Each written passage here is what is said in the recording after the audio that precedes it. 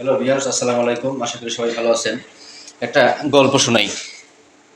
একটা মেয়ে, সুন্দরী একটা মেয়ে নদীর পাড়ে দাঁড়িয়েছিল।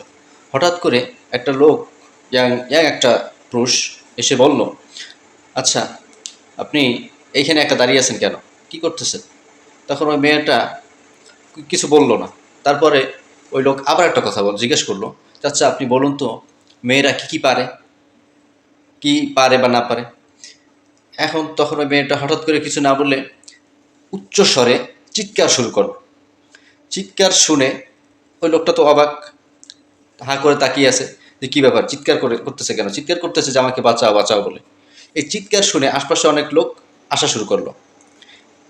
মেয়েটির হাতে একটা কলসি ছিল, পানি ভর্তি কলসি।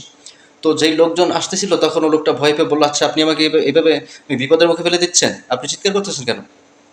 যেই কাছাকাছি লোকগুলো আসলো তখন মেয়েটি সাথে সাথে হঠাৎ করে পানিটা গায়ে ঢেলে দিল, নিজের গায়ে ঢেলে দিল। অতঃপর লোকজন কাছে চলে আসলো। তখন আবার লোকটা অবাক হয়ে গেল। এখন বলতেছে কী ব্যাপার? এরপরে যখন লোকগুলো কাছে আসলো তখন মেয়েটাকে জিজ্ঞেস করলো কী হয়েছে। মেয়েটি তখন বলল যে আমি নদীতে পড়ে গিয়েছিলাম, উনি টেনে তুলছে, আমাকে বাঁচাইছে।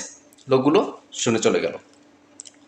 এরপর মেয়েটা বলল, এখন আপনি বুঝতে পারছেন যে মেয়েরা কি পারে?